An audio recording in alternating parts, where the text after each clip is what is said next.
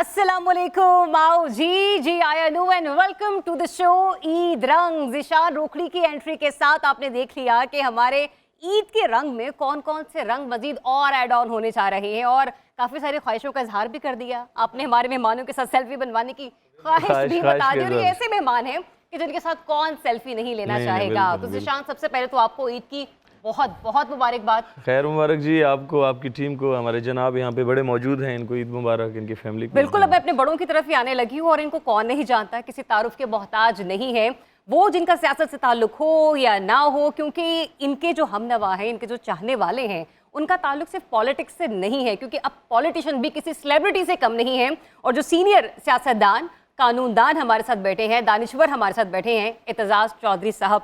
Sir अस्सलाम वालेकुम, ईद की बहुत बहुत मुबारकबाद। आपको भी बहुत मुबारकबाद। तो जनाब आगे बढ़ते हैं और मेरे ख्याल से कैमरा दिखा चुका होगा कि हमारे साथ और कौन मौजूद है, किनका ताल्लुक किस सियासी जमात से है। पाकिस्तान मुस्लिम लीग नून से इनका ताल्लुक है। 3 पिछले अदवार में पंजाब असम्बली में सर्व कर चुके हैं और बड़े ही पोलाइट पॉलिटिशियन माने जाते हैं। जब भी किसी टॉक शो का हिस्सा बनते थे तो बड़ा बेबाक अंदाज होता था, बड़ा ही दो टोक मौक़िफ़ होता था। लेकिन अब उसी पंजाब असम्बली में स्पीकर पंजाब असम्बली की जिम्मेदारी उनको मिल चुकी है। अस्सलाम वालेकुम मलिक अहमद खान साहब, कैसे हैं आप? थैंक यू वेरी मच, बहुत शुक्रिया जी। बहुत शुक्रिया आपका भी और आप सभी मेहमानों का। ज़िशान आपका, इत्तेज़ाज़ साहब से स्टार्ट करते हैं। इत्तेज़ाज़ साहब मुझे ये बताएगा, क्योंकि अभी जब आप ज़िशान का गाना सुन रहे थे तो लग रहा था कि आप इंजॉय भी कर रहे हैं। ईद का दिन इसी तरह से इंजॉय कर रहे हैं या यूँ कह लीजिए कि ईद के रंग में ऐड होने के बाद इंजॉयमेंट ज़रा ज़्यादा बढ़ चुकी है अब आपकी? ईद बहुत ही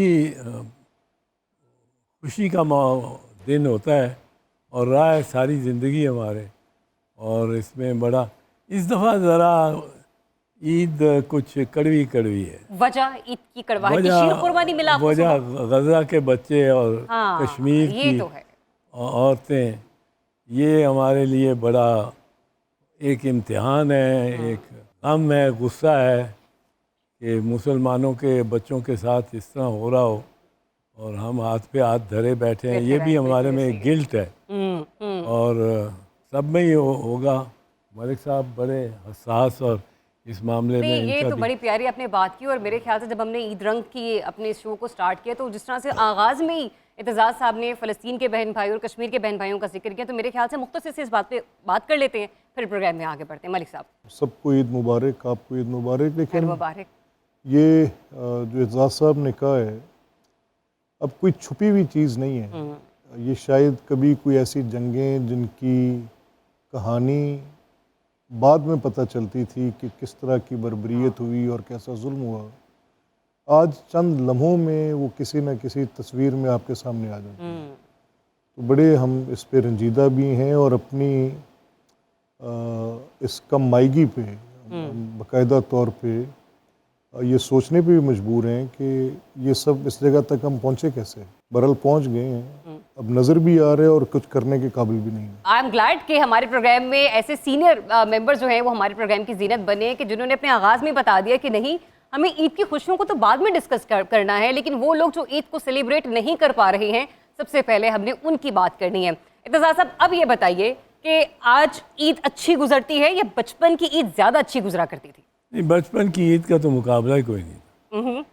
बचपन की ईद तो एक बिल्कुल एफर्टलेस और खुशियाँ और ईदी का मिलना। कुछ याद है आपको कि कौन सी ईद पर आपकी सबसे ज़्यादा ईदी इकट्ठी हुई हो बचपन में? वो ईद बस 10-12 साल से पहले की जो ईदें हैं, उनमें जब 3-4 साल के थे तब तो ईद का कोई रकम का एहसास ही नहीं होता था, और एहसास जब होना शुरू हुआ वो कुछ 10 और 12 के दरमियान, 9, 10, 11 ये इस उम्र पे। उसके बाद फिर थोड़ी सी रेलेवेंट लगनी शुरू हो गई, क्योंकि ज़रा मोतबर हो गए, अपने आप को समझते। अब तो मतलब इनकी ईद बचपन में कम इकट्ठी हुई है, अब देनी ज़रा ज़्यादा पड़ती है? देनी तो उस हवाले से तो बड़ी ज़्यादा देनी पड़ती है और बड़ी खुशी होती है देते हुए। अच्छा, हाँ। ग्रैंड चिल्ड्रन को कुछ देता हूँ ईद तो खुशी अंदर अपने होती है। तो मलिक साहब बिल्कुल ऐसे ही। मलिक साहब आपके घर में रफड़ कौन ज़्यादा डालता है कि ईदी इतनी नहीं, इतनी मिलनी चाहिए थी, पिछली दफ़ा आपने इतनी ईदी दे दी, इसका ये मतलब नहीं है कि आप इस ईद पर भी वही पैसे कंटिन्यू करेंगे? हमारी फैमिली बड़ी एक्सटेंडेड फैमिली है। अच्छा। और क्योंकि मैं एक बड़े मुतवसत तबके से तल्लुक़ रखता हूँ, तो एक जॉइंट फैमिली जो है उसका बहुत रंग गालिब है। बेशक। और एक ही कंपाउंड में हाँ। बेशुमार ख़ानदानों के बच्चे होते हैं, और अब ये भी ढूंढना मुश्किल हो जाता है भांजा कौन है, भतीजा कौन है। अच्छा। तो फिर ये भी तय नहीं होता, सारी एक जैसे हैं और बड़े राउडी हैं सारी। अच्छा, तो मतलब ये नहीं कि फिर ईद निकलते रात को अंदाजा होता है कि ओहो मैंने तो इतना बजट बना के रखा था, ये जरूरत से ज्यादा ही पैसे लग गए। नहीं, अगर मैं हिसाब किताब करूं तो घाटे में ही हूँ। घाटे में आप मिले थोड़े हैं, दिए ज्यादा। अभी आपके घर में कोई बड़े हैं जहाँ से आपको ईद मिलती हो? नहीं, देखिए मुझे बड़ी जल्दी, बड़ी अवाइल उम्री से ही देने की तरफ जाना पड़ गया। अच्छा। क्योंकि मेरे वालिद मरहूम, अल्लाह उनको गरीके रहमत करे, आमीन। अब वो ईदी वाले बंदे नहीं थे। अच्छा। वो बड़े सख्त मिजाज थे, ओह। और उनसे तो ज़रा थोड़ा एहतराम के साथ इज़्ज़त से गुजर जाना और प्यार पे दस्ते शफ़क़त लेके चले जाना हाँ। एक बड़ी ईदी से बड़ा होता था। तो ये थी सूरत हाल। मैं यही कह सकता हूँ कि आपकी जिम्मेदारी जल्दी आ जल्दी गई, आ गई। देने वाले हाथों में आप चले गए। शायद इसमें तो कोई शक नहीं है कि जब आपका हाथ देने वालों में से हो ना, तो ये एहसास ही बड़ा प्यारा होता है। कोई शक लेकिन फिर भी नहीं। मुझे ये बताइए कि अभी आप देने वाले उनमें से हैं या अभी लेने वाला हाथ है? नहीं जी, अब देने वाली हैं जी, क्योंकि बाबा को इस दुनिया से गए हुए तकरीबन 3 से 4 साल हो गए हैं, 4 साल से ज़्यादा अर्सा हो गया। पहले बाबा के पास ही जाया करते थे, चाहे इस फील्ड में भी थे, लेकिन एक ख्वाहिश होती थी कि बाबा ईद ही दें।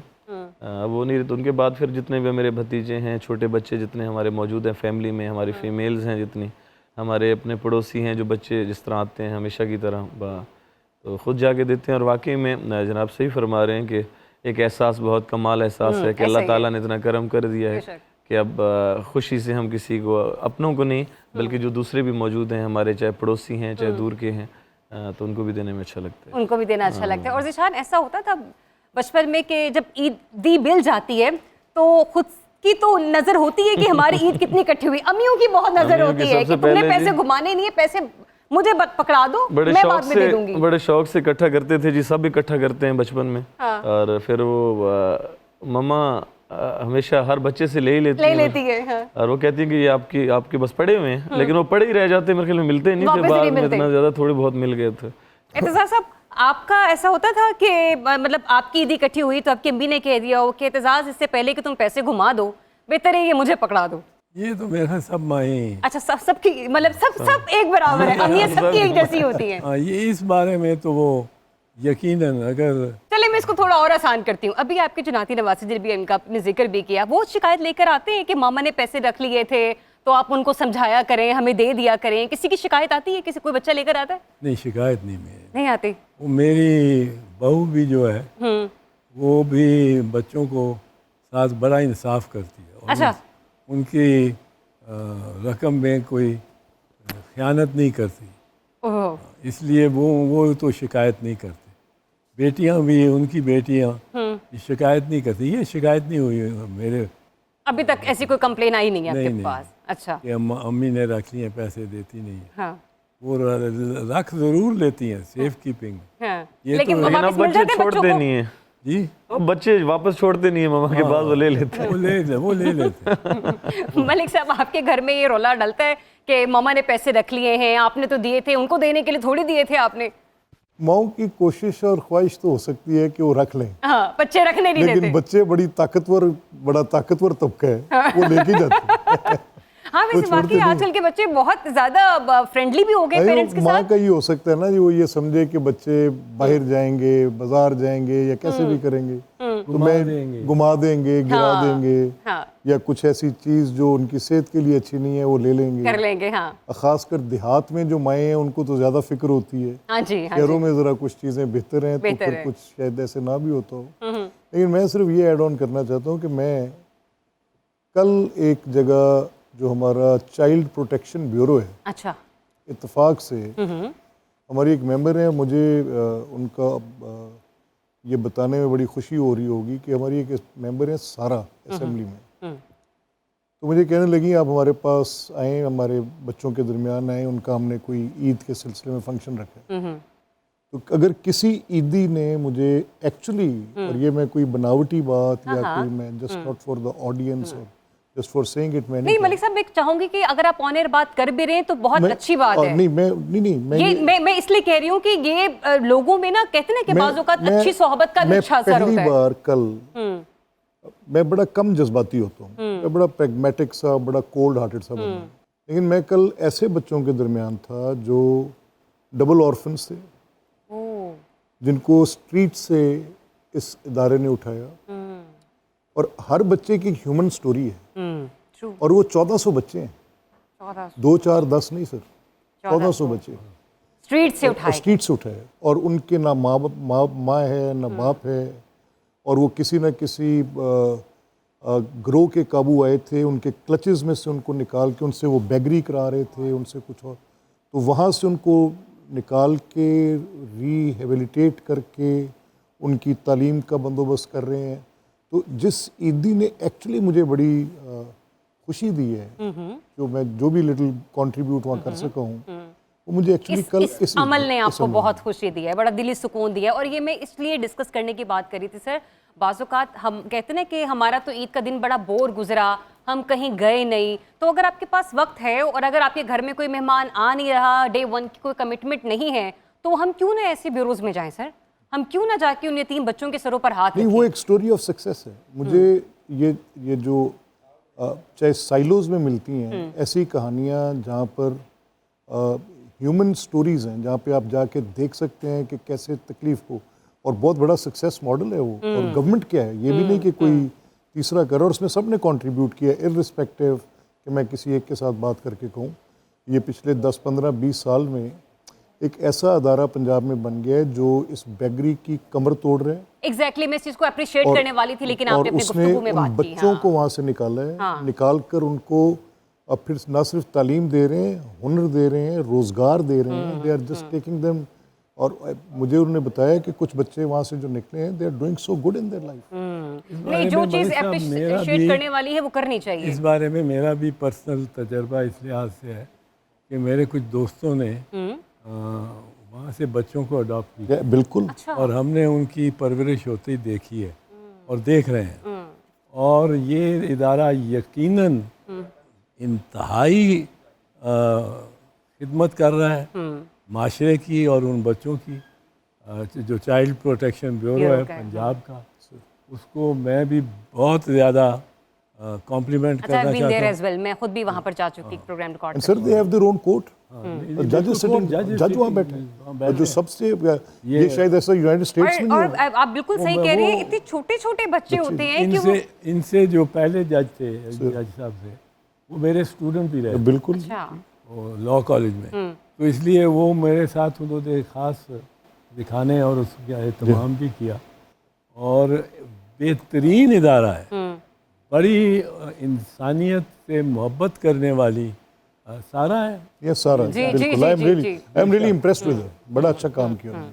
इसके साथ मैं ये भी अर्ज कर दूं कि एक जो बिल्कुल इंडिविजुअल इनिशिएटिव लिया गया है, और पाकिस्तान में कई जगह उसके इदारे हैं, वो स्वीट होम्स वाले। बिल्कुल, एब्सोल्यूट। वो हमारे साथ MNA थे हमारी पार्टी के, ज़मुरत खान साहब, उन्होंने कमाल किया है। और वहाँ सखर में भी है, इस्लामाबाद में भी है, इस्लामाबाद में भी है, पिंडी में भी है। अच्छा, ये बड़ी प्यारी स्टोरी है जो आप बता रहे हैं, और ये एक इदारा है जिसके बारे में हम बात कर रहे हैं। लेकिन मुझे याद आया एतजाज़ साहब, आपने एक नज़म लिखी थी, रियासत होगी माँ की जैसी। तो रियासत हो गई है माँ की जैसी, जो हम बातें कर रहे हैं, उस हिसाब से आपको लग रहा है कि बड़ा पॉजिटिव चल रहा है सब कुछ? बदकिस्मती से सौतेली माँ जैसी बनी है। सौतेली माँ। क्योंकि देखे ना, रियासत किस अंदाज से नज़र आती है या इंटरेक्ट करती है शहरी में, वो अंदाज है बदकिस्मती से हमारी पुलिस का अंदाज, वो हमारे उस अफसरशाही का मिजाज और तबीयत और तबाह जो कि इस रियासत को चलाती है। लेकिन हाथ उन्होंने यूं पहले किया होता है, शहरी पहले रिश्वत देगा फिर आगे। कोई किसी ने क्या कहा, वो बड़ी मशहूर नज़म और कवाली के रंग में भी आई है, तो कोई तो है जो निज़ाम हस्ती चला रहा है, वही खुदा है, वही खुदा है। तो मैंने इस पे एक दिन बहस हम आपस में लाइटली कर रहे थे, सीरियसली नहीं, पर कि ये देखें कि यहाँ एक मेज़ से सेक्शन अफसर के मेज़ से अमूमी तौर पे किसी महकमे में फ़ाइल डिप्टी सेक्रेटरी के मेज़ पे नहीं जाती जब तक कुछ उसके लो दो के रिश्वत मामला दी हो ना जाए। जाए। हाँ। और उस डिप्टी सेक्रेटरी से जॉइंट सेक्रेटरी के मेज़ पे नहीं जाती, वहाँ से सेक्रेटरी के मेज़ पे नहीं जाती, वो मूव नहीं करती। तो मैंने कहा ये कोई तो है जो निज़ाम हस्ती चला रहा है, वो रिश्वत है, वो रिश्वत है। तो रियासत होगी सौतेली माँ या रियासत है सौतेली माँ जैसी, इस पर नज़्म कब लिख रहे हैं आप? नहीं, ख्वाब तो हमारा ये है कि माँ जैसी हो, माँ जैसी हो। और रियासत को होना ही माँ के जैसे। और हमारी ये ख्वाब थी जब हम लॉयर्स मूवमेंट चला रहे थे, मलिक साहब हमारे साथ थे, हमारे लीडर थे मलिक साहब। और मतलब स्टूडेंट पॉलिटिक्स से ही आपने पॉलिटिक्स अलग नहीं, उठाया ये हुआ है ना? लॉयर्स जब के। जब एजाज साहब ये चला रहे थे तो मैं उस वक्त असेंबली का मेंबर था, अच्छा। और मैं क्योंकि पेशे के एतबार से वकील भी हूँ, तो मेरी मैं तमाम इसीलिए कह रहा हूँ हमारे लीडर्स में थे, उनके साथ थी जी। ये हमारे लीडर्स में थे। तो उस वक्त का ये मेरी नज़्म का उसमें उन्वान था। उन्वान तो नहीं, एक मिसरा उसमें ये था, अच्छा। रियासत होगी माँ के जैसी, हर शहरी से प्यार करेगी। हाँ। तो वो, लेकिन वो हम बना नहीं सके। और ज़्यादा रियासत अब जबर से ज़्यादा उसकी तशबीह दी जा सकती है जो रियासत का इस वक्त हाल है। और ये सारे ही हर तरफ ही पाकिस्तान में किसी ख़ास सूबे या किसी ख़ास इलाके को या अफराद को ये एजाज़ नहीं है, ये बदनुमा एजाज़ सारे मुल्क में ही, और इसको हमें मिलकर, सबको मिलकर बदलना पड़ेगा, क्योंकि वरना बहुत जुल्म। रियासत एक बड़ी, अच्छा, ये बहुत अच्छी बात आपने कहा ना कि हम सबको मिलकर बदलना पड़ेगा, क्योंकि मोस्ट ऑफ द टाइम हम ये करते हैं कि हम बहुत सारी जिम्मेदारियां, बहुत सारी रिस्पॉन्सिबिलिटीज़ रियासत के ऊपर ही डाल देते हैं कि जो रियासत की करता धरता है, रियासत के स्टेक होल्डर्स हैं, वो ही ये क्लेंजिंग ऑपरेशन करेंगे, हमने कुछ नहीं करना। अगर हम इंडिविजुअली भी इसके अंदर पार्टिसिपेट करना चाहें तो मेरे ख्याल से हम बहुत कुछ कर सकते हैं। जैसे अभी एजाज हसन साहब अपनी गुफ्तगू में ही बात करे थे, सर ने तो भी ये बताया ना कि ख़ानदान की तरफ से बहुत सारी जिम्मेदारियां उनके वालिद साहब की गुजर जाने के बाद उन पर आ गई। लेकिन वो जो मैं भी स्टूडेंट पॉलिटिक्स और स्टूडेंट टाइम की आपकी जो थी कैंपेन, उसका जो आप लोगों ने साथ दिया, तो मेरे ख्याल से उन्होंने रियासती जिम्मेदारियाँ अपनी जवानी से ही जो थी ना उसका अलम उठा लिया था। तो मेरे ख्याल से इंडिविजुअली हम लोग बहुत कुछ कर सकते हैं और पार्टिसिपेट कर सकते हैं कि हम लोग रियासत में अपनी क्या इनपुट दे सकते हैं। इससे पहले कि मैं माहौल को मज़ीद और थोड़ा सा सेंटी नहीं करना चाह रही, बहुत ज़्यादा लेक्चर्स आप लोगों को नहीं देना चाह रही, मुझे कहा जा रहा है कि ज़ीशान की जो है ना होने का मैं फ़ायदा उठाऊँ और आप लोगों के भी चेहरे पे मुस्कुराहट आनी चाहिए। वैसे मलिक साहब आप स्माइल करते रहा करें, आपके मुंह पे हमेशा स्माइल रहती है, अच्छे लगते हैं। इनकी स्माइल को मैं कहूँगा जो फैज़ के साहब के बारे में, जनाब उनके साथी थे जेल में, हाँ। फैज़ साहब जब जेल थे, फैज़ अहमद फैज़ साहब 50 के अशरे में, तो उनके साथियों में एक मेजर इसहाक साहब थे। अच्छा। मेजर इसहाक साहब ने एक मजमून फैज़ साहब ने लिखा और बताया कि किस तरह सुबह फैज़ साहब आते थे अपने सेल से निकल के, हाँ। बाकी कैदियों, ये सियासी कैदी थे, सियासी उन कैदियों से मिलने, तो उनका पहला है हाँ। कि वही गौतमी मुस्कुराहट। ये गौतमी मुस्कुराहट नहीं, मतलब कुछ लोग अपने साथ कुछ ना कुछ कैरी करके चलते हैं। तो मलिक साहब को मैं काफ़ी देर से देख रही हूँ, तो वो स्माइल कैरी कर रहे हैं और मुसलसल कैरी कर रहे हैं। अब मैं वैसे ब्रेक लेने का कहा जा रहा है, जब ब्रेक से वापस आऊँगी तो मैं उनसे ये पूछूंगी कि ये स्माइल उनकी स्पीकर की सीट पर बैठने के बाद कितनी देर तक बरकरार रहती है, क्योंकि हमने देखा है कि पंजाब असेंबली के ऐवान में इतने शरारती बच्चे हैं, इतने शरारती बच्चे हैं कि बाज़ औक़ात आप ये भूल जाते हैं कि शायद ही नर्सरी, केजी या प्लेग्राउंड के बच्चों से भी कई गई गुजरे हैं। तो एक ब्रेक ले लेते हैं, स्टे ट्यून्ड, ईद रात। ज़ीशान ने भी गाना गाया ना, मैं जी आँखां, तो मेरी वैसे पंजाबी इतनी स्ट्रॉन्ग तो नहीं है, और ऐसे मुझे टीवी पे बैठ के कहना तो नहीं चाहिए, पंजाबी बहन भाई नाराज़ भी हो सकते हैं, वैसे मेरी तो खुद ही कास्ट राजपूत है, लेकिन मैं जी आँखां से बुरा दी है ना कि भाई मैं आपसे पूछने लगी हूँ, यही है? नहीं, फिर क्या है? मैं जी आँखां खुशामदीद का एक प्यारा सा अच्छा, अल्फाज है वो कि तो आप जी आया जब नहीं घर होता? कोई आता है, जी मैं आया जी नहीं आँखां करा बिस्मिल्लाह। अच्छा, चले अब आप मेरे क्वेश्चन को वेलकम करें मलिक साहब। मुझे ये बताइए, हम लोग ब्रेक पर जाने से पहले मैं आपसे पूछ रही थी कि अभी तो आपकी स्माइल बरकरार है, असेंबली में ऐसा कौन सा आपका शरारती मेंबर है जो अगर तकरीर करने लगे तो माइक छोड़ने का नाम नहीं लेता और फिर आप भी जो है ना वो मतलब गुस्से में आ जाते हैं?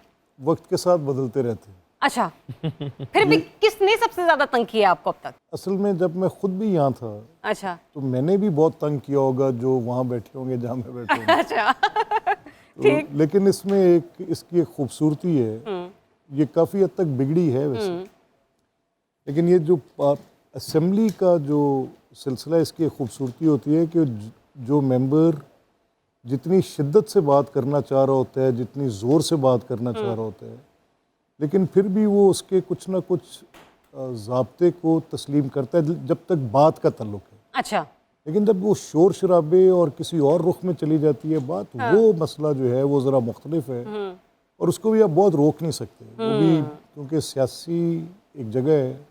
तो सर हाउस को ऑर्डर करना कितना मुश्किल हो जाता है मोस्ट ऑफ द टाइम आपके लिए? बाज़ औक़ात वाकई बड़ा मुश्किल हो जाता है और बाज़ औक़ात बड़ी आसानी से भी हो जाता है। बड़ी आसानी से भी हो ये जाती है। डिपेंड्स, दोनों सूरतों में ये मौके महल के मुताबिक है। अच्छा, आपने कहा ना कि आपने भी एक ज़माने में शोर तो किया होगा, तो सर जब वो माइक बंद कर देते हैं तो क्या एग्रेशन का लेवल होता है जब कोई बात कर रहा होता है? अच्छा, मैं थोड़ी सी डिफरेंट स्कूल ऑफ थॉट का हूँ। एतजाज़ साहब would bail me out on this, क्योंकि इनसे तो हमने सारी ज़िंदगी सीखा है। मैं ये जो असेंबली का मामला है, इसमें मैं ये समझता हूँ कि ये जगह एले हलो अक्त की थी। अच्छा यहाँ पे बजट बनना था, दलील होनी थी, तकरीर होनी थी, कानून बनने थे, आइन बनने थे। तो यहाँ पर शोर शराबे के साथ ये वाली जो इसकी सिमत थी वो बिगड़ती जा रही है और मुझे ऐसा लगता है कि शायद वो टैनी जिस पर खुद बैठे हैं उसको मिल के काटने में सारे अपना हिस्सा डालते रहें, मुझे ऐसा लगता है। लेकिन कुछ लोगों का ये आर्गूमेंट है, बड़ा स्ट्रॉन्ग है, वो कहते हैं कि नहीं, ये सियासी जगह है, ये बड़ी डल नहीं हो सकती, यहाँ पे शोर शराबा भी हो जाता है, बातचीत भी करनी है और कहीं ना कहीं आवाज़ उठाते हुए शिद्दत भी आ जाती है, झगड़े भी हो जाते हैं, कई पार्लियामेंट्स में तो दस्ते गिरोबां भी। हाँ जी, हाँ जी। लेकिन मैं आज भी अपने इस मौक़िफ़ पे कायम हूँ कि अगर इस जमहूरी निज़ाम की कहीं इफ़ादियत कम पड़ रही है तो उसकी बुनियादी वजह इस पार्लियामेंट का या इन असम्बलीज़ का ज़्यादा मुअस्सर ना होने की वजह से पड़ रही है। की वजह से हो रही है। चलें, आप तो एक ओहदे पर हैं, एक ओहदे पे हम एतजाज़ साहब को बिठाते हैं। एतजाज़ साहब, अगर आपको एक दिन के लिए प्राइम मिनिस्टर ऑफ पाकिस्तान बना दिया जाए, क्या करना चाहेंगे आप, यू बीइंग प्राइम मिनिस्टर? एक लम्हे के लिए सोच में पड़ गए एतजाज़ साहब। हाँ, मैं सोच में पड़ गया हूँ कि मैं being prime minister? तो अब ये मतलब है कि हकीकत पसंदी होनी चाहिए। यहाँ जब आपने पूछा मलिक साहब से, सर सोचने पर टैक्स थोड़ी ना लगता है। सोचिए सोचिए, एक लम्हे के लिए सोचिए। जब आपने पूछा इनसे हाँ कि कौन सा मेंबर सबसे ज़्यादा शरारती है या हाँ। क्या करता है, तो आपने उसमें ये पूछना चाहिए था कौन सा मेंबर सबसे ज़्यादा शोर करता है या करती है। सर, मेरे इस वैसे सवाल का मतलब ये था, वो अलग बात है, वो गोल मोल करके चले गए। चलिए अब उनका, वो तो आपके सीनियर है ना, जरा जवाब दें आप। कौन शोर करता है? शोर करने में फिर काफ़ी हैं। एक 3 नाम गिनवा दें। 3 नामों में जो मुझे सबसे ज़्यादा, एक इजाज़ शफ़ी साहब हैं, अच्छा जिनका शोर मुझे तंग करता है। अच्छा ओके, वो मेरी बात नहीं मानते ठीक है और फिर मुझे उनके साथ ज़िद करनी पड़ती है और वो बस फिर बहुत ज़िद करते हैं वो। ठीक है। एक तो एजाज शफी एक साहब हो गए। एजाज साहब हो गए, एक हमारे अमजद साहब हैं, अमजद जावेद साहब, अच्छा और वो गवर्नमेंट बेंचेस पे हैं, अच्छा लेकिन वो बहुत बात बोलते करते हैं, बहुत ही बोलते हैं, अच्छा उनसे काफ़ी मसला पैदा होता है। ठीक है। और एक हमारे चीफ विप हैं अच्छा, आपने किसी खातून का नाम नहीं लिया?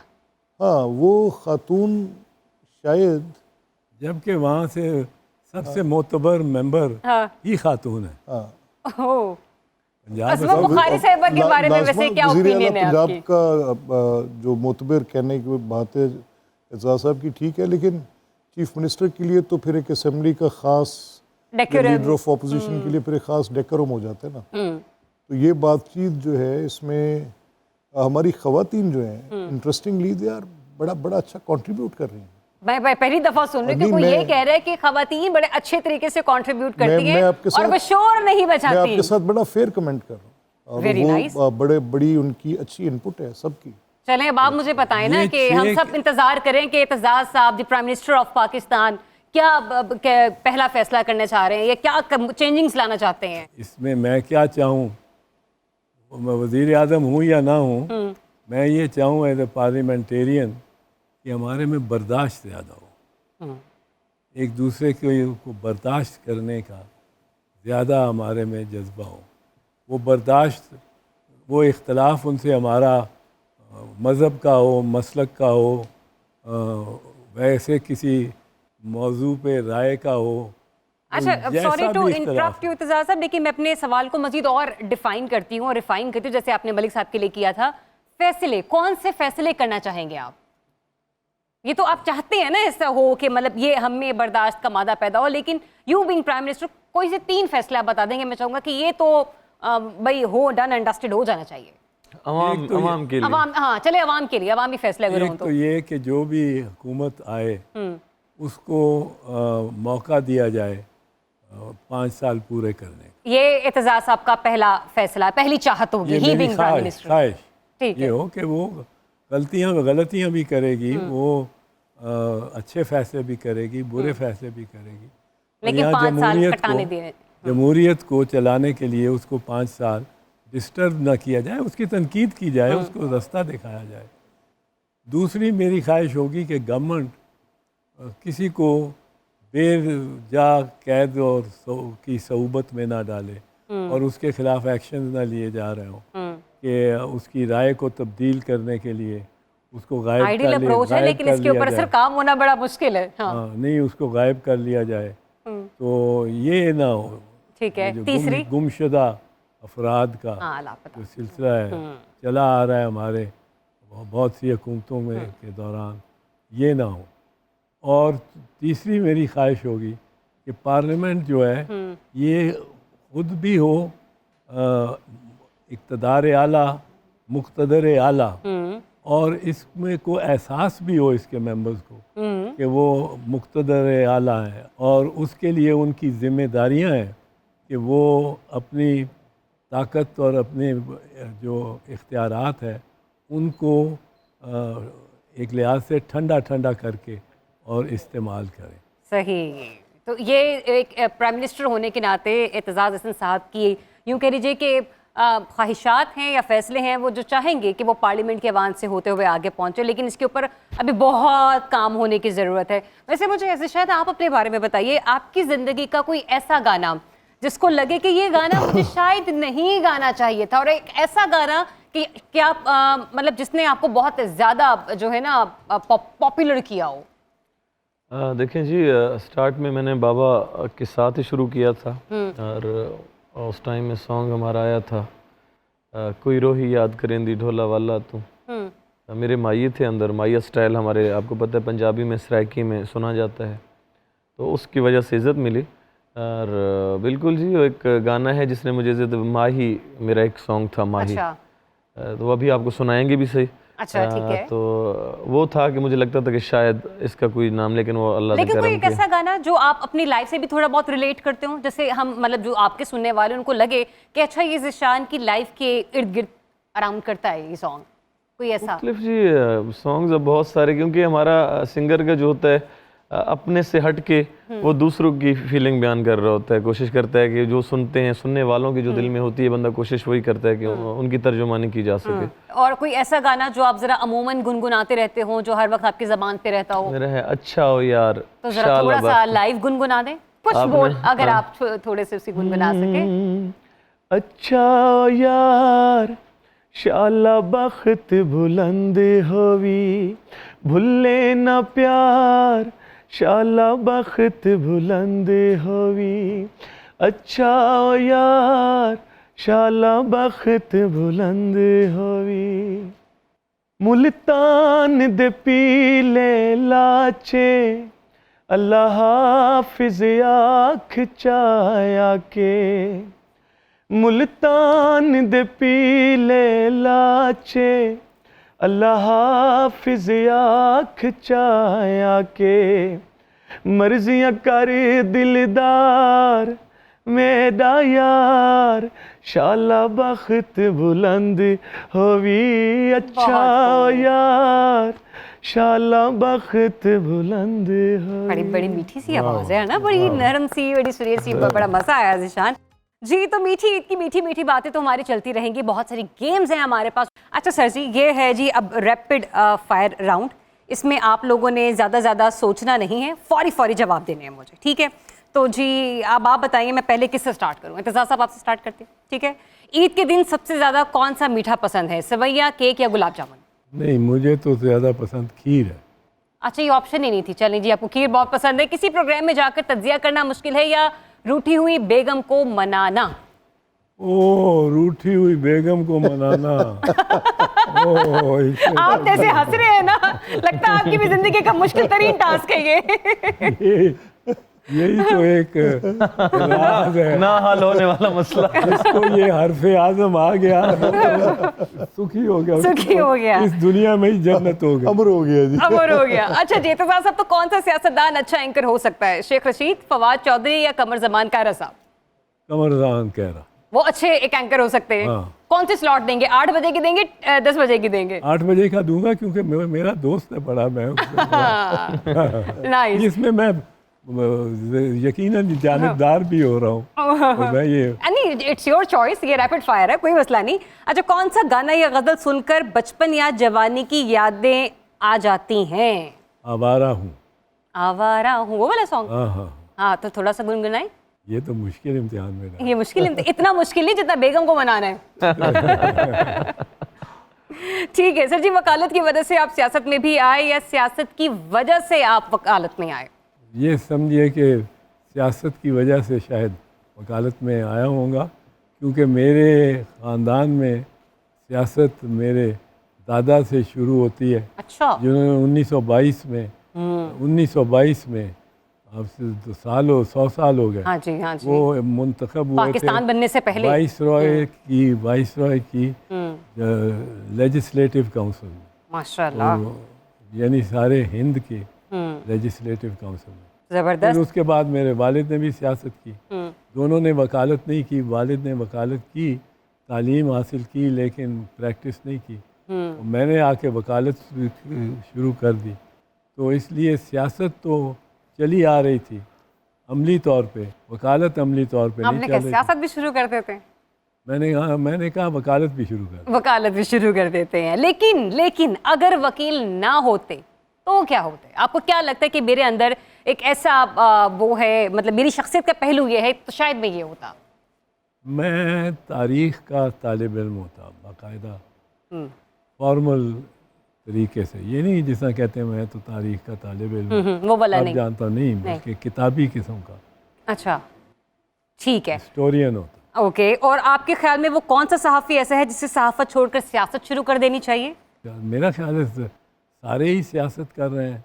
अच्छा, वैसे इनमें भी हमारी ही बिरादरी है, वैसे तो कैटेगरी है सर, एक तज्जियाकार है और एक एंकर पर्सन्स हैं। आपको क्या लगता है तज्जियाकार का टिल्ट ज्यादा होता है या फिर एक एंकर का टिल्ट आपको टीवी स्क्रीन पर जरा ज्यादा नजर आता है? ये लास्ट क्वेश्चन देखो, यहाँ तक मैं कई दफ़ा चूँकि कह चुका हूँ, इसलिए घबराना ना मेरे इस कहने पे। नहीं। मैं कई दफ़ा कह चुका हूँ कि हमारे यहाँ एक बड़ी मुश्किल आ गई है और बड़ा गलत रवायत पड़ गई है कि जो अदलिया के जज साहिबान हैं उनकी राय भी आपको पहले ही पता होती है कि इन्होंने किस इस मुकदमे में क्या फैसला दिया। सही। और मैं ये कह चुका हूँ कि हर जज के ये कह चुका हूँ हाँ। उसमें, और मुतअद्दिद मरतबा। तौहीन अदालत आप लगवाए, मेरे पे तौहीन सहाफत लग जाएगी। अच्छा कि हर जज के माथे पे मोहर लग गई हुई है कि ये इस केस में किस क्या तरफ आप verdict देने उससे वाला मोहर देख के अंदाजा लगा सकते हैं। ये बदकिस्मती है, पर ये है, ये हो गया है, और इससे बड़ी डिवीजन भी हो गई अदालत में। तो साफ़ी के भी तकरीबन हर साफ़ी के माथे पे भी मोहर लगी हुई है कि ये इनको हक में लिखेगा कि मेरे हक में लिखे। चले, इसका फैसला हम पब्लिक पर छोड़ देते हैं, ठीक है? आपके लिए जो पहला सवाल है, कौन बनेगा करोड़पति का, वो पहले वाली बड़ा टफ है। बड़ी वैसे डिप्लोमेटिकली निकल गई हो इस पब्लिक पे छोड़ दी। अच्छा जी, तो मलिक अहमद खान साहब, इनमें से सबसे बेहतरीन वज़ीर आला कौन है, मरियम नवाज साहिबा या फिर शहबाज शरीफ साहब? नहीं, आपने जो सवाल किया है सवाल मुनासिब नहीं, मुनासिब नहीं है? क्योंकि उसकी वजह ये है अच्छा। दोनों कॉम्प्लीमेंट करते हैं। ठीक आपको है। ये तकाबली जायज़ा लेना चाहिए था या मुकाबला करना चाहिए था, जो एक दूसरे को कॉम्प्लीमेंट ना कर रहे हैं उनके दरमियान। चलें, अगर आपको अब मैं कंपैरिजन ड्रॉ करने पर आऊँ तो जाहिर सी बात है, फिर आप अगर मैं मौजूदा चीफ मिनिस्टर्स के नाम लूंगी तो जाहिर सी बात है मरियम बीबी को आप कैसे छोड़ सकते हैं? नहीं, देखिए, मैं काम की मेरी राय, मैं एक जमात का कारकुन ज़रूर हूँ, लेकिन आज मैं एक आईनी ओहदे पर भी हूँ जिसके हल्फ की मुझे पासदारी भी है। चलें, फिर जवाब दें। देखिए, अली अमीन गंडापुर, मरियम नवाज साहिबा। लेकिन मैं काम की बुनियाद पे कहूँगा मैं किसी हाँ।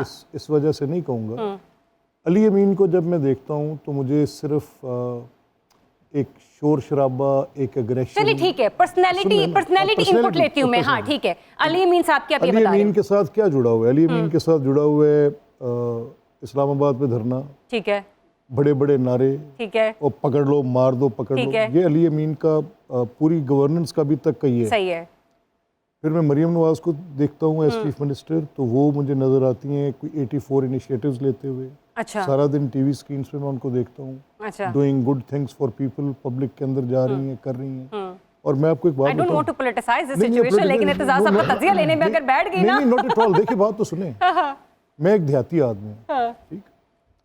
मैं 20 साल से इस चीज़ का एडवोकेट था कि मुझे म्यूनसिपल सर्विसेज देहात में दें। इत्तेज़ाज़ ठीक है। साहब वुड बेयर दिस, ये इस बात को बर्दाश्त करेंगे जो मैं कह रहा हूँ।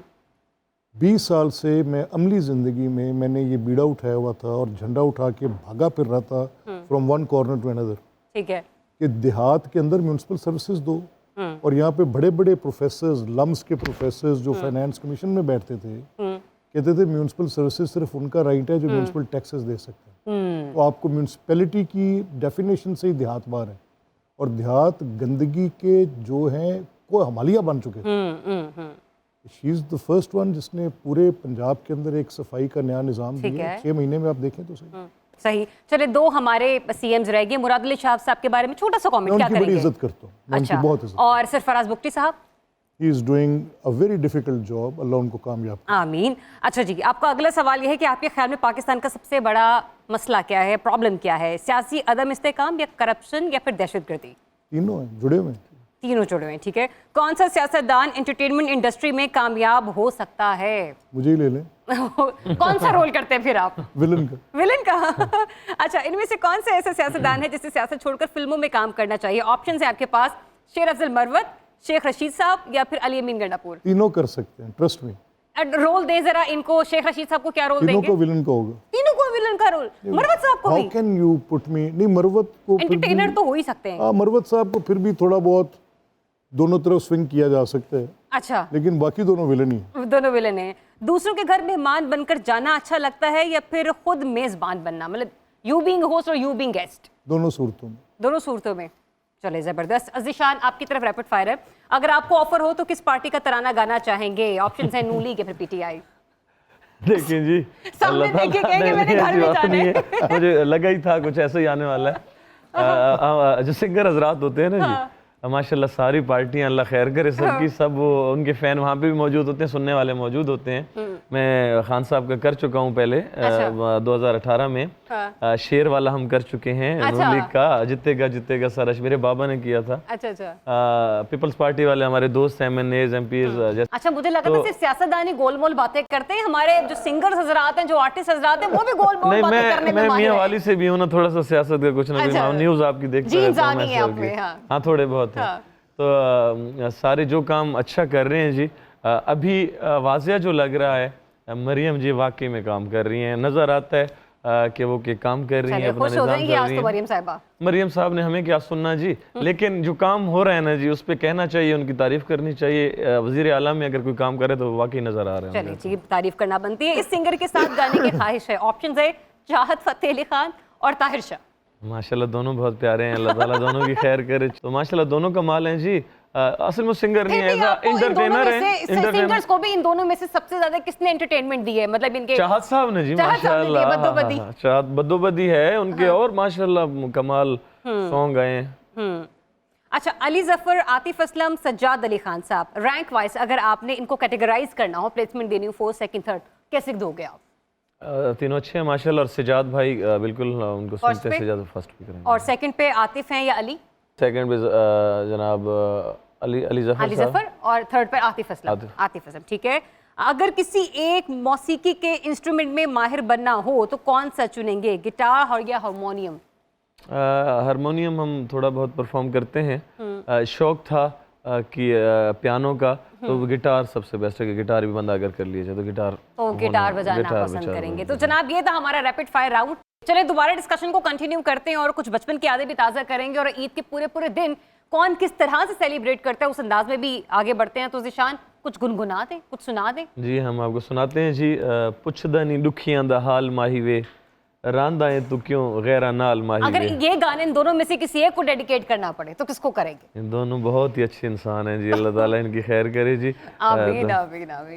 ये मलिक साहब को कर दें। मलिक साहब के लिए स्पेशल, हमारे मलिक साहब के लिए। चलिए जी, ये गाना मलिक साहब फिर अब आपके लिए, हम आपको डेडिकेट कर रहे हैं। एतजाज साहब की मेहरबानी है जी, this is always very kind.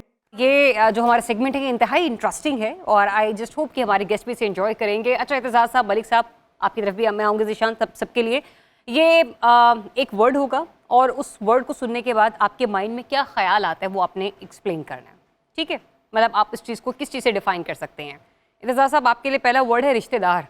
रिश्तेदार से मुझे मोहब्बत का ख्याल। देखिए, क्योंकि मैंने देखा है कि मेरे सब रिश्तेदारों ने मेरे से और मैंने उनसे बड़ी मोहब्बत की है और मोहब्बत ही पाई है। मोहब्बत ही पाई है, कोई जलसा। वरना पंजाब में तो शरीका एक लफ्ज़ है जो दुश्मनी जिसका मतलब हाँ जी, हाँ जी। और रिश्तेदारों में जो दुश्मनी होती है असल में वो रिश्तेदार ही शरीक होते हैं, यानी दुश्मन होते हैं, वो होता है। पर मैं समझता हूँ कि रिश्तेदार के लफ्ज़ से मुझे जितनी मोहब्बत अपने अजीज़ों से है, अजीज़ों से, अपने बुज़ुर्गों से, अपने कज़न से, अपने भाई बहनों से मिली है, मेरे जहन में तो रिश्तेदार के साथ मोहब्बत ही जुड़ती है। सही। सर, जलसा। जलसे से मुझे तो एक मुनज़्ज़म और लेकिन पुरजोश मजमा और बड़ा मजमा। ओके। मैंने क्योंकि वो जुल्फ़कार अली भुट्टो शहीद के जलसे देखे हैं, बीबी शहीद के जलसे देखे हैं, तो मुझे उनमें लोगों की पार्टिसिपेशन बेइंतहा और बड़ी एंथुजियास्टिक और बड़ा पुरअमन, कोई उसमें अमन व अमान का ख़तरा नहीं। ठीक है। वोट से मुराद नज़र तो ये ख्याल तो ये आता है कि ये इलेक्शन होगा इसके जहन से, लेकिन बदकिस्मती से वोट के साथ मुझे जो ख्याल मुंसलिक लगता है वो धांधली का लगता है। अच्छा, ये बड़ा इंटरेस्टिंग जवाब है। वैसे चाय मैं पीता ही नहीं हूँ। हैं? ना करे? नहीं पीता ही नहीं। आप टी लवर नहीं है? नहीं, मैं चाय से मुझे लगता है कि जैसे कोई अंदर कोई बंदा ऐसा लिक्विड या चीज़ अंदर लेके जा रहा है, जबरदस्ती का मशरूब जिसको कहते हैं हम। नहीं, जो के अंदर जला देता है, उसका रंग ही ऐसा जो के अंदर आग लगा रहा है। अच्छा। नींद तो बड़ी कम आती है मुझे। अच्छा, तो कम सोते हैं? नींद के साथ मुझे एक इंसोम्निया या एपनिया की कैफियत आती है कि आदमी पड़ा हुआ है, सोने की कोशिश कर रहा है, लेकिन मुंतशर ख्यालात उसको सोने नहीं देते। मुंतशर ख्यालात और नींद का जो राह रास्त जो उसकी नफ़ी है और जो ज़िद है वो मुझे नज़र आती है। अच्छा, लास्ट ब्यूरोक्रेसी तो मुझे लगता है एक बहुत बड़ा हाथी है। अच्छा। जो बहुत कुछ खाता है और बिल्कुल नींद में होता है और कोई काम करने इस हाथी को चाय पिलाने की जरूरत तो नहीं है? नहीं, इसको अक्सर नींद में होता है। ये चिड़ियाघर का हाथी। अच्छा, चिड़ियाघर का हाथी है जिसने पूरे मुल्क को इस वक्त जू में कन्वर्ट कर दिया। हाँ, बिल्कुल। ठीक है। मलिक साहब, मोहब्बत मुझे जवानों से है? नहीं, मुझे सितारों पर जो डालते हैं कमान। मोहब्बत मुझे एक्चुअली क्योंकि है तो इसलिए मुझे इसके साथ मेरी बड़ी वाबस्तगी है इस लफ्ज़ के साथ। क्या वाबस्तगी है? मेरी मोहब्बत मुझे मेरी ज़ौजा मोहतरमा से बड़ी शदीद मोहब्बत। अच्छा, मेरा वैसे अगला लफ्ज़ या अगला वर्ड जो था वो मेरा था ही बीवी, तो मोहब्बत बीवी और बीवी आपकी मोहब्बत है। अल्लाह ताला कायम व दायम रखे इसे। पीटीवी बड़ा सोबर और बड़ा मुनासिब और एक बड़ी अच्छी अहद रफ्ता की कहानी। पीटीवी के साथ मेरा बचपन जुड़ा हुआ है, तो बड़ा ही खूबसूरत है। ठीक है।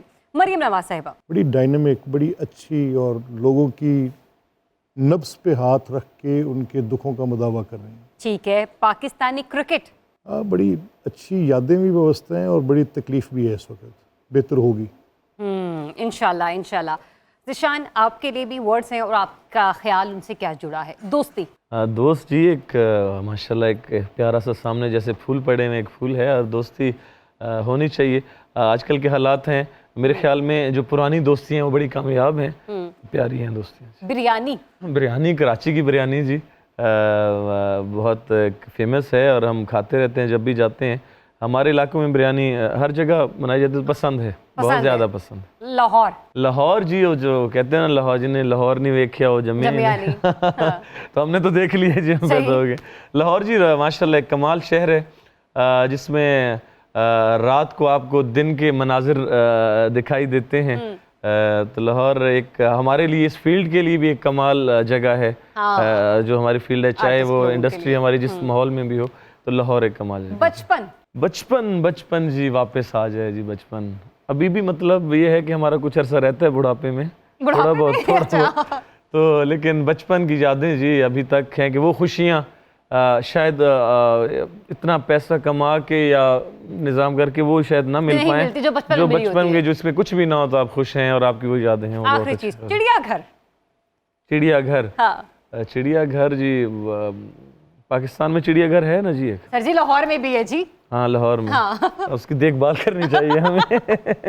अगर अभी मैं तो बड़े अरसे से गया नहीं हूँ। हाँ। तो चिड़ियाघर जी देखें, लोग फैमिलीज हमारे बच्चे इन जगहों पे जाने का शौक रखते हैं। जी मैं एक दफा गया हूँ। अच्छा। फैमिलीज जाती हैं, बच्चे जाते हैं, तो उनके लिए एक अच्छा माहौल है चिड़ियाघर का। एतजाज साहब, आपका कभी लाहौर चिड़ियाघर जाना हुआ? जी हुआ। और सब बचपन में सबसे फेवरेट एनिमल कौन सा होता था कि आप कहते थे कि मैंने इस सेक्शन में सबसे पहले जाना है, या वहां पर जाने की सबसे ज्यादा आपको जल्दी होती थी, एक्साइटमेंट होती थी? लेपर्ड होता था। लेपर्ड की तरह? हाँ, वो बड़ा बेचैन होता था। जंगले में भी चक्कर ही चक्कर है ना, चक्कर लगा रहा होता। शेर तो सोया होता था, जरा सी धूप सर्दियों की निकली हो वो सो रहा होता था। हाँ। लेपर्ड अलबत्ता अलर्ट, एक्टिव। मलिक साहब, आपका कौन सा फेवरेट सेक्शन होता था अगर आपने एनिमल या बर्ड्स या कोई चीज किसी तरफ भी जाना है तो? मैं हाथी को बड़ा फैसिनेट करता था। अच्छा। और बड़ी देर जाके देखता रहता था। वो एक टाइम तक तो सूजी रही है ना। और मुझे मरने का दुख भी बड़ा था। हाथी भी आपको देखता रहा। और मैं अक्सर जाके वहाँ खड़ा हो जाता। कमाल है साहब। चलिए एनीवेज, क्लोजिंग रिमार्क की तरफ बढ़ते हैं। ईद के मौके पे क्या प्यारा सा मैसेज कन्वे करना चाहेंगे? ईद, मैं तो एक ही मैसेज समझता हूँ, जो अगर बार बार दोहरा भी रहा हूँ तो मैं ये गुस्ताखी ज़रूर करूँगा कि हम में अपने आप में माशरती तौर पे, इनफरादी तौर पे, इज्तमाही तौर पे एक दूसरे से मुख्तलिफ होने के बायस भी बर्दाश्त पैदा करनी चाहिए। हाँ। बर्दाश्त सबसे ज़्यादा ज़रूरत है और इस मुल्क में, इस माशरे को। ठीक, मलिक साहब आप क्या मैसेज कन्वे करेंगे? मैं एतजाज साहब की ही बात को आगे करूँगा कि जब तक ये रियासत वाकई माँ का किरदार नहीं निभाती तब तक तशनगी रहेगी। ज़िशान, आप क्या मैसेज कन्वे करेंगे? बस इतना ही जी, अपने साथ वालों का ये ईद है, जिन लोगों के हालात बेहतर नहीं उनका ख्याल रखिए, गरीबों का ख्याल रखिए, और जो इंसान आपकी ज़िंदगी में मौजूद है, सामने मौजूद है, उसकी तारीफ़ कीजिए, उससे बताइए कि आप अच्छे हैं। जब भी वो इस दुनिया से चले जाते हैं लोग, हम बाद में बहुत तारीफ़ करते हैं कि यार वो बंदा अच्छा था, उसके होते भी तारीफ़ करें। ये बहुत पॉजिटिव आपने बात की कि कॉम्प्लीमेंट हमें करना चाहिए। हाँ, उस इंसान को पता होना चाहिए। उस इंसान को, इससे हौसला अफजाई होती है। और कोई भी एक शख्स हो, चाहे मेल हो, फीमेल हो, बच्चा ही क्यों ना हो, जब आप बताते ना कि आप में अच्छाई है तो उसमें मजीद अच्छाई को कंटिन्यू करने के लिए जो है ना वो चाहत पैदा होती है। एतजाज साहब आपका बहुत शुक्रिया अपना वक्त देने के लिए। मलिक साहब आपका बहुत शुक्रिया। ज़िशान आपका बहुत शुक्रिया। और मेरे ख्याल से ये हमने देखा है सियासतदानों को सियासत करते हुए, आपको वकालत करते हुए, और आपके तो जोश खताबत भी हमें याद रहते हैं, मुख्तलिफ तकारीरें ही क्यों ना हो, लेकिन सियासतदानों को ईद के इस बड़े मीठे मीठे अंदाज में, बड़े एक उनकी असली ज़िंदगी, मतलब वो नॉर्मल लोग हैं, हमारी तरह के लोग हैं और हमारी तरह ही ज़िंदगियाँ गुजारते हैं। और जब इसीलिए मैंने बार बार इनके बचपन का हवाला दिया, हल्के फुल्के अंदाज में इन्होंने अपनी फैमिलीज़ के बारे में भी बताया कि किस तरह से लोग उनके साथ ज़िंदगी गुजारते हैं। इनकी भी ज़िंदगियाँ बिल्कुल हमारे जैसी हैं। बस यूँ कह लीजिए कि शायद जो हमारे काम हैं या उनके औकात कार हैं, जो उनकी टाइमिंग्स हैं, वो थोड़ी डिफरेंट हो सकती हैं, लेकिन ये भी हम में से ही हैं।